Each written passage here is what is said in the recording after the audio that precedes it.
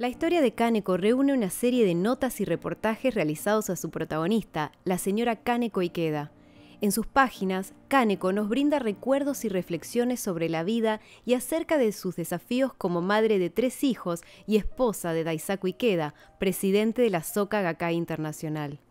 Sus memorias y pensamientos sobre la amistad, el matrimonio y la familia, entre otros temas, están imbuidas de una profunda filosofía sobre cómo vivir una existencia plena y extraer el coraje para superar las pruebas que presenta la vida cotidiana. El diálogo que plasma la entrevista que dio origen a este libro revela, en las propias palabras de Kaneko, su dedicación y esfuerzo para crear felicidad, tanto en su vida personal como en la de aquellos que la rodean. En este podcast de Humanismo Soka compartimos el prefacio escrito por su hijo Hiromasa Ikeda y la primera parte del capítulo 1 titulado Una joven espera su destino, donde relata historias de su infancia y juventud. No te lo pierdas.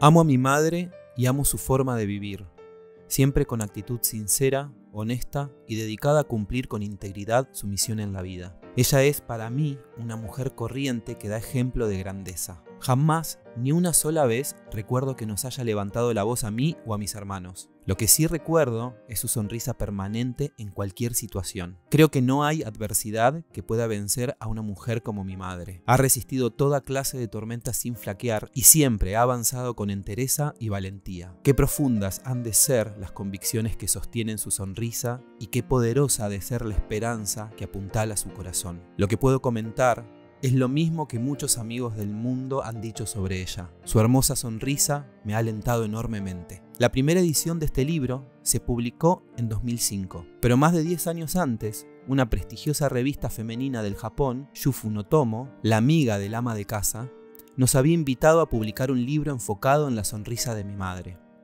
Aunque la propuesta era halagadora, ella declinó rotundamente. En verdad, era una respuesta previsible en una mujer que ha preferido siempre evitar las primeras planas y los reflectores. Con todo, la relación que tienen mis padres y la Soka Gakkai con Yufu no Tomo es muy profunda y de larga data.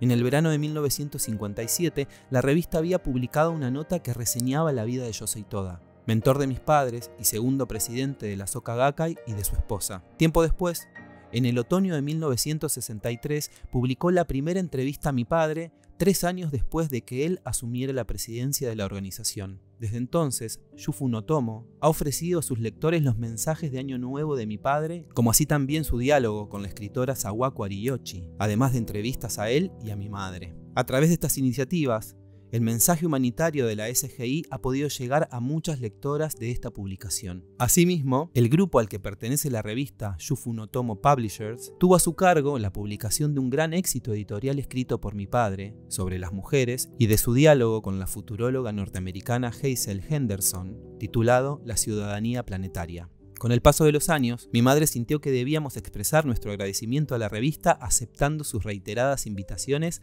a escribir la historia de Kaneko. En estas páginas, el lector encontrará temas muy diversos: sus recuerdos de infancia, sus lazos de amistad, la relación con su mentor, su juventud y matrimonio, la tarea de apoyar a un esposo que carga sobre sus hombros una responsabilidad internacional, su sabiduría como ama de casa y madre, su bravura ante terribles pruebas de la vida, los diálogos que ha mantenido con amigos de todo el mundo y su filosofía sobre la paz, la salud y la felicidad. Los intercambios plasmados en este libro ponen de relieve en tono ameno y cálido el poder de la sonrisa de mi madre y dan a conocer anécdotas y episodios de su vida que ni siquiera nosotros habíamos escuchado en el círculo de la familia. El nombre Kaneko, presente en el título, es el que afectuosamente dedicó para ella el mentor de mis padres, Yosei Toda. Como siempre, fue un visionario anticipado de la época, pues el ideograma chino que escogió para la sílaba del medio, ne, solo recientemente fue incluido en el registro oficial de caracteres admitidos para nombres personales. Fue él también quien obsequió a mi madre en su juventud un ejemplar de los escritos completos de Nichiren Daishonin, el Goyo Senshu, en cuya portada escribió un poema waka dedicado a ella. Que la fortaleza de la ley mística impregne tu dulce imagen iluminada por la luna. Como anticipaba el poema del maestro Toda, mi madre ha vivido siempre con actitud renovada y exultante, como la luz de la luna. Estoy seguro de que su postura hacia la vida jamás cambiará. Nada haría tan feliz a nuestra familia como saber que este libro ha logrado transmitir a los lectores el resplandor, la fortaleza y la bondad espirituales de mi madre, como fuente de inspiración para un siglo en el cual puedan brillar todas las mujeres. Hiromasa Ikeda, primogénito de Kaneko Ikeda, otoño de 2004.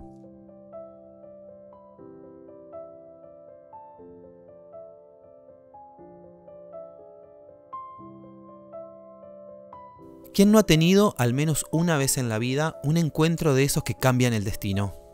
Quizás haya sido con un enamorado, un cónyuge, un maestro o un amigo. ¿Cuántas veces esos encuentros predestinados suelen ser causa de felicidad? Estas páginas narran la historia de Kane Shiraki, una joven que esperó su propia cita con el destino y la encontró al conocer a Daisaku Ikeda, el joven que llegaría a ser el tercer presidente de la Soka Gakkai. Kane Shiraki se casó con él y adoptó el nombre de Kaneko Ikeda. Lo primero que expresó en la entrevista que dio lugar a este libro fue que conocer a Daisaku Ikeda había sido el origen de toda una vida de felicidad. En las páginas siguientes se vislumbra el poder sorprendente de esta mujer reservada, la fuerza que seguramente logra traer la dicha a su alrededor. Por debajo de su carisma y de su magnetismo, lo que uno descubre en realidad es la fuerza de su amor.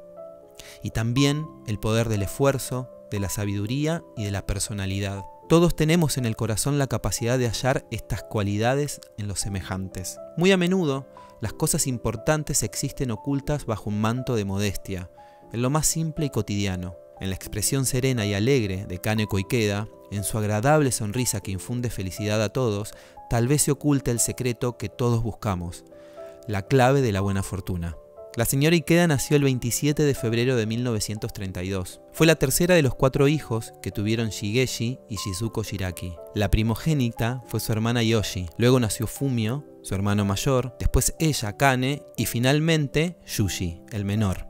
Los Shiraki vivieron en Tokio en el vecindario de Yaguchi no Watashi, situado en el distrito de Ota. Los primeros años de la joven reflejan la vida típica de las familias japonesas en el período Showa. Esa época de la historia, comprendida entre 1926 y 1989, que conoció la guerra, la pobreza y la reconstrucción. El diálogo plasmado en las páginas siguientes revela, en las propias palabras de la protagonista, su talento para crear felicidad, tanto en su vida personal como en la de aquellos que la rodean, incluido su esposo, Daisaku Ikeda.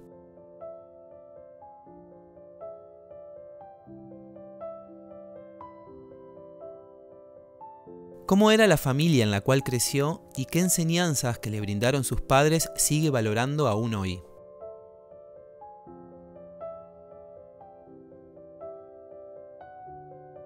Mi infancia transcurrió en un hogar muy tranquilo y armonioso. En mi opinión, y también en la de mis hermanos, mis padres tuvieron una relación muy estrecha.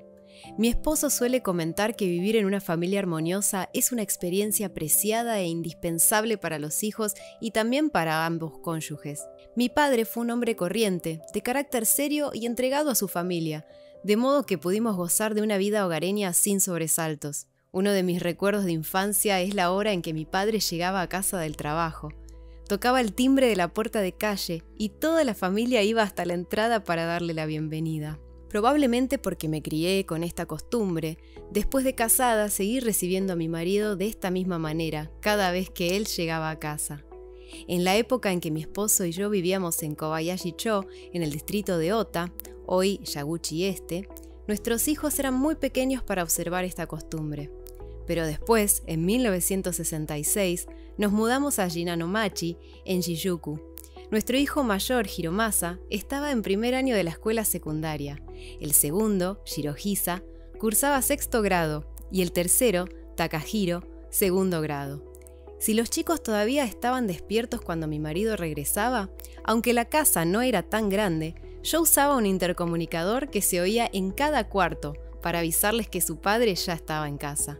Salían a saludarlo y volvían a sus habitaciones. Así me criaron a mí, y cuando tuve mi propio hogar, incorporé esta costumbre casi naturalmente a la vida diaria de mi propia familia. Mi padre era un hombre de principios, lo cual significaba que a veces tenía un sentido estricto de la disciplina. Sin embargo, jamás empleó la fuerza conmigo o mis hermanos. Uno de los aspectos en los cuales mis padres hacían hincapié eran los buenos modales para saludar a la gente. Cuando volvíamos a casa, nos pedían anunciar nuestro regreso a ambos. Me parece importante enseñar a los hijos a saludar correctamente para interactuar con los demás.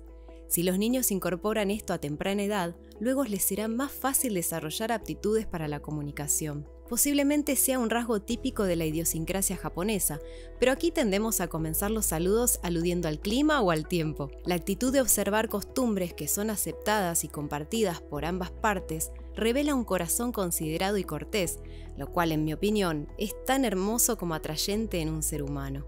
Espero que este aspecto de la sensibilidad japonesa nunca se pierda, por mucho que cambien las épocas. Mi madre tenía una sed de conocimientos insaciable. Se dedicaba a sus proyectos con espíritu entusiasta y enérgico, y se interesaba por todo lo nuevo. A las mujeres como ella, en el Japón se las llamaba Miss High Collar, un término inglés que en aquella época se aplicaba a las señoras amantes de la moda. La familia de mi madre era oriunda de la prefectura de Gifu, donde muchos años antes sus antepasados habían sido referentes y autoridades de la aldea. Ella tuvo la fortuna de estudiar en una escuela secundaria para jovencitas, en una época en que era muy raro que una mujer siguiera estudiando después de terminar la primaria. Tal vez por esta influencia, apreciaba mucho la atmósfera de la escuela libre creada por Motoko Hani, de la editorial Fujin no Tomo. Solía armar grupos de debate con personas del vecindario e iba con frecuencia a las oficinas de dicha editorial. Al parecer, le fascinaba el movimiento democratizador de la era Taisho, 1912 a 1926, y el pensamiento humanista de autores como Saneatsu Muyanokoshi, 1885-1976, y Takeo Arishima, 1878-1923. Una de las costumbres de mi madre era estar siempre ocupada en algo. Incluso cuando enfermaba y debía guardar cama, no veía la hora de sentirse mejor para retomar enseguida sus ocupaciones. Es algo que siempre recuerdo de ella. Mi madre no era muy fuerte físicamente, así que mi hermana y yo solíamos ayudarlas con las tareas domésticas. Era de esas personas que hacen todo con esmero y cuidado, y tenía la costumbre determinante de no desperdiciar jamás la comida. De modo que sus hijos incorporamos estos valores naturalmente, a medida que fuimos creciendo. Ella nos inculcó la importancia de atesorar ciertas tradiciones, a la vez que nos orientó a ser prácticos. A mi padre, de carácter fuerte y franco, le desagradaba tener que ocuparse de detalles domésticos. Seguramente por este motivo eligió a una mujer como mi mamá. Yo fui la tercera de 4 hijos. La mayor de todos era mi hermana. Luego, un hermano, 3 años mayor que yo, y por último, mi hermano menor. La tradición de la familia Shiraki era dar a las hijas mujeres nombres simples, de 2 sílabas, escritos en kana, sistema japonés de escritura fonética.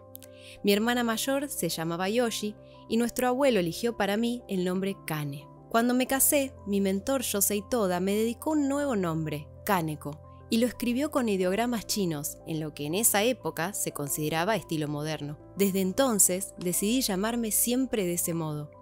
A mis padres les gustó mucho también, e incluso comentaron que les hubiese gustado llamarme así desde mi nacimiento. No obstante, a los efectos legales, he conservado el nombre familiar, Kane. Los 4 hermanos fuimos criados durante el período de guerra y de posguerra. Así pues, creo que mis padres habrán sobrellevado muchas penurias para mantenernos a todos. Mi papá trabajaba en una empresa azucarera cuyos negocios se vieron interrumpidos por el conflicto bélico. Además, tuvimos que irnos de Tokio como evacuados. Buscamos refugio en el pueblo natal de mis padres, una localidad de montaña en la prefectura de Gifu. Esto ocurrió en un momento en que los 4 aún éramos chicos. Siempre tuve la sensación de que ese periodo fue para mis padres el más difícil de toda su vida.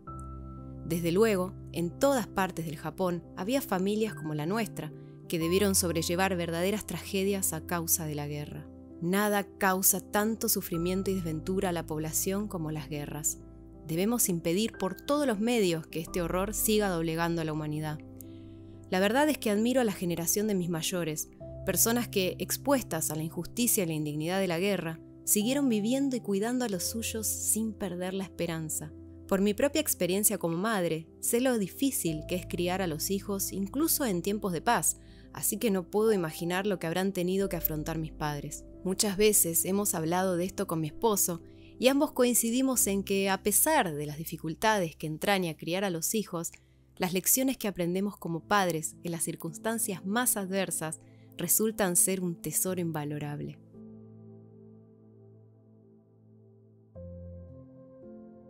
¿Cómo tomaron contacto con la Soka Gakkai? ¿Hubo algún cambio en la vida familiar a partir de ingresar en esa organización?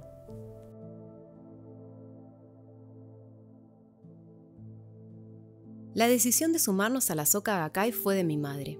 Después de tenerme a mí, le costó recuperarse del embarazo. Enfermó de tromboflebitis y se le formaban coágulos en las venas. Esos trombos podían tener consecuencias fatales si pasaban a los pulmones, por lo cual los médicos le indicaban reposo. Hoy en día existen muchos tratamientos farmacológicos para controlar esta enfermedad, pero en esa época no había remedios disponibles. Mi madre tenía siempre las piernas hinchadas. Creo que por esa razón, de niña, nunca le pedía que me cargara en los brazos. Mi hermano menor, que era bebé, necesitaba la atención de mi madre mucho más que yo. Tal vez por este motivo aprendí a ser paciente con las condiciones adversas y a cultivar la resistencia. La vecina que vivía al lado de casa, preocupada por la salud de mi madre, la alentó a ingresar en la Soka Gakkai. Y después de un año de indecisión, finalmente mi madre siguió su consejo. Al principio mi padre se opuso, pero cuando quedó claro que la decisión de ella era firme, él la secundó casi naturalmente. Toda la familia ingresó en la Soka Gakkai el 12 de julio de 1941. Yo estaba cursando cuarto grado en la escuela primaria de Yaguchi. Como el motivo que impulsó a mi madre a ingresar fueron los problemas de salud derivados de mi embarazo, ella solía decirle a mi hermana mayor: «Esta niña tiene una profunda relación con el budismo». Por coincidencia, mi maestro de quinto grado fue el señor Takehisa Tsuji, un prominente líder de la Soka Gakkai y discípulo del segundo presidente Yosei Toda, quien hasta el día de su fallecimiento cumplió funciones en el Consejo Ejecutivo de Asesores de la organización. Así que tal vez mi madre haya estado en lo cierto con respecto a mi relación con el budismo. En esa época, en mi casa, hacíamos reuniones de diálogo de la Soka Gakkai y de tanto en tanto asistía el fundador y primer presidente Tsunesaburo Makibuchi. Mi madre iba a esperarla a la estación de tren, en una zona muy poco poblada donde había un puñado de casas y unas pocas tiendas frente a los andenes. La urbanización era tan escasa que desde allí se podía ver la costa del río Tama. Yo solía ir con ella a recibir al señor Makibuchi. Recuerdo que él me acariciaba la cabeza y me decía: «Muchas gracias, gracias por haber venido». A mí me parecía que el señor Makibuchi era muy anciano, pero cuando hablaba en las reuniones, tan digno, sentado en posición perfectamente erguida y con voz resonante, nos daba a todos la impresión de una gran vitalidad. Estoy hablando de los años de la guerra. Recuerdo que en una oportunidad vinieron a casa 3 miembros de la Policía Especial Superior, es decir, de los servicios de inteligencia, y se sentaron en el vestíbulo a escuchar y observar nuestra reunión de diálogo. Mientras el señor Makibuchi hablaba, lo interrumpían con frecuencia y a los gritos: «¡Basta de decir eso! ¡Suspenda la reunión!». Recuerdo el temor que esto me inspiraba, pese a mi ingenuidad e inocencia infantil.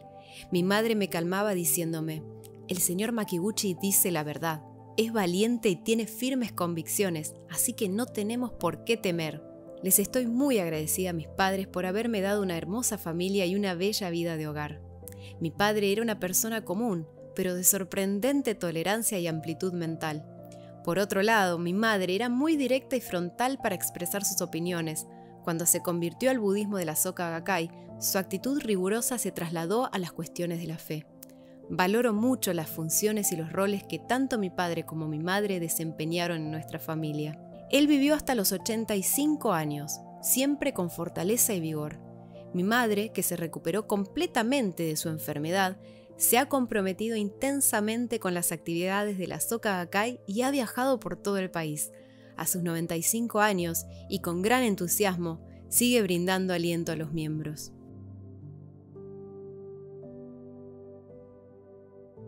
¿Se llevaba bien con sus hermanos en los años de infancia?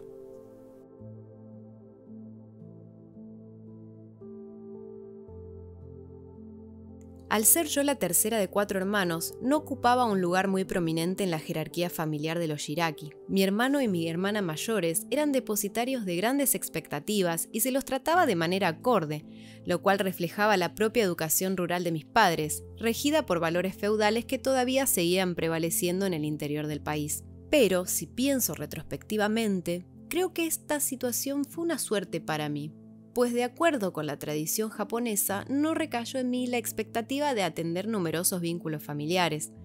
La posición de mi esposo dentro de la Soka Gakkai trae aparejadas tantas obligaciones que no habría podido nunca interactuar con mis parientes como hubiese querido. Mi marido fue el quinto hijo de su familia, de modo que él también creció exento de las tradicionales exigencias japonesas a los hijos mayores.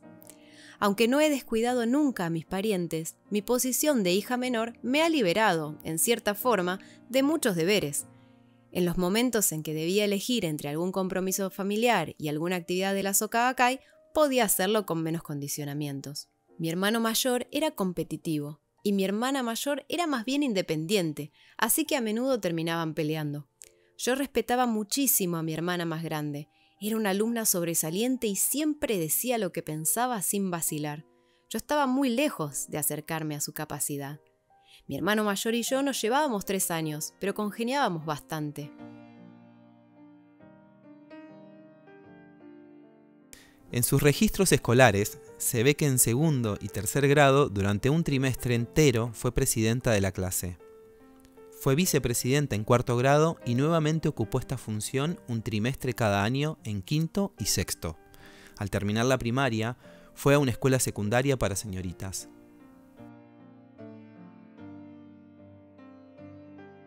Tanto mi hermana mayor como yo asistimos a la Academia Chofu, hoy Academia Denen Chofu, un liceo privado para señoritas cuyo lema es devoción.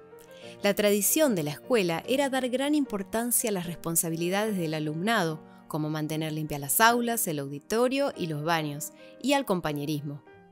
Antes de inscribirme, mi padre fue a visitar el establecimiento y se llevó una excelente impresión inicial. En el predio había una estatua de bronce del fundador, Shohei Nishimura, orgullosamente erguido con un lampazo en una mano y un cubo de agua al costado. Las tradiciones del liceo deben de haber respondido a la filosofía de vida de mi padre, que en ciertas cuestiones era bastante obstinado.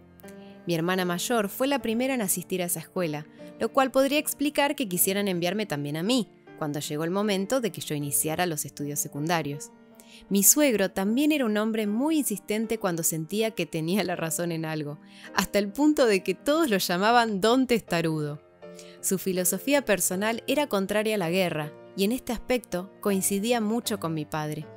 Esto se puso de manifiesto mucho más aún después de mi casamiento, cuando me sumé a la familia Ikeda.